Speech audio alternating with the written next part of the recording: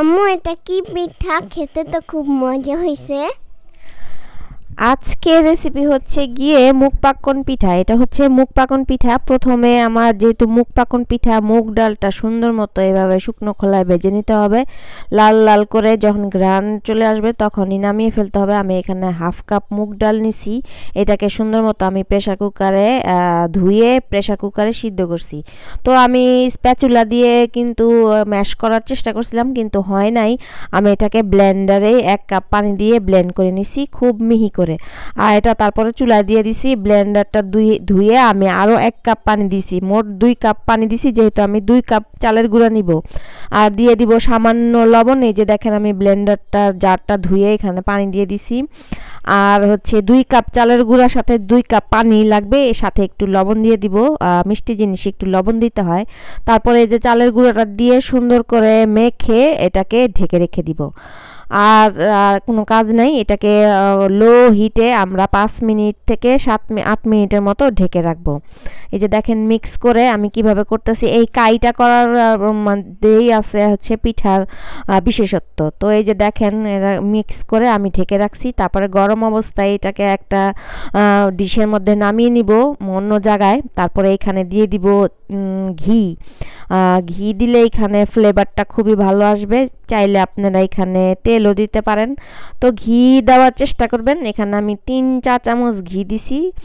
তো পরে আর 1 চামচ দিছি, সেটার ক্লিপ নেওয়া হয়নি। তো এটা আমার একটা অর্ডার ছিল 20-25 পিসের।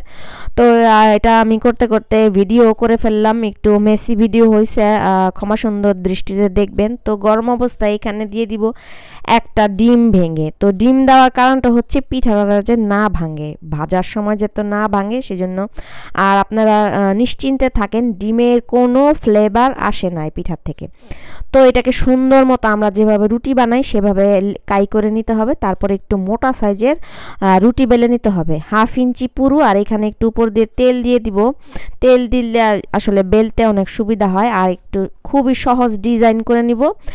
যে কোনো জিনিস দিয়ে আপনারা কাঁটা চামচ দিয়ে তারপরে ছুরি দিয়ে ডিজাইন করতে পারেন। এই যে দেখেন আমার কাছে আমার নকশি পিঠা করার জন্য খেজুর কাটা ছিল, সেটা দিয়ে আমি সুন্দর মতো এই নকশি করে নিছি। তো এখানে পাতা শেপটাই বেশি চলে এই মুগ পাকন পিঠাতে। তারপরেও সাইড সাইড থেকে যেগুলি থাকে সেগুলো 4 কোণাচ্চা করে 3 কোণাচ্চা করে দেওয়া যায়।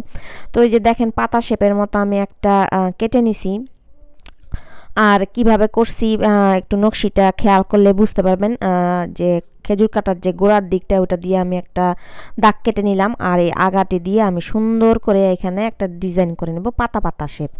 তো এই যে দেখেন একটুখানি এভাবে দিয়ে একটু ভিতর দিক দিয়ে দিতে হবে, কারণ এটা ভাজার সময় যেন ভিতরে কাঁচা না থাকে, ডিপলি যেন ভিতরে পুরুত্বর ভিতরে যেন ডিজাইনটা ঢুকে। আর এইভাবে করার আরেকটা উদ্দেশ্য হলো চিনির শিরা যাতে ভিতরে ঢুকে। তো সাইডটা এভাবে একটু টাচ করে দেন।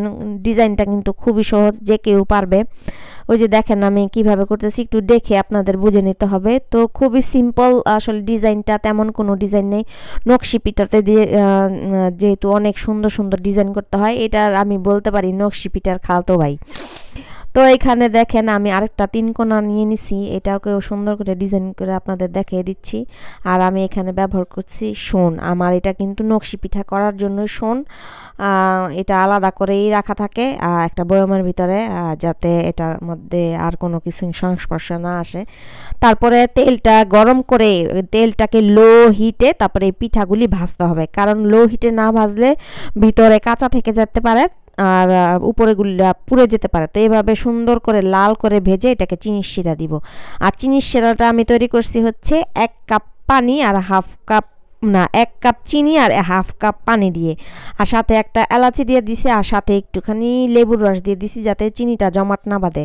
এভাবে সুন্দর করে লাল করে ভেজে গরম অবস্থা থাকতে আপনারা চিনির শিরার মধ্যে দিয়ে দিবেন, তাহলে চিনির শিরাটা পিঠার ভিতরে ভিতরে ঢুকে যাবে। তো এই হচ্ছে মুগ পাকন পিঠার রেসিপি। কেমন হলো আমি জানি না, আমার অর্ডারের কাজ ছিল তাই আমি তাড়াহুড়া করে আসলে ভিডিওটাও করছি। ভিডিও মেক করার জন্য আসলে আমি এটা করি নাই। তো এই যে অর্ডারি কাজ ছিল, আর এই যে এইভাবে আমি এটাকে ডেলিভারি দিছি। ধন্যবাদ সবাইকে।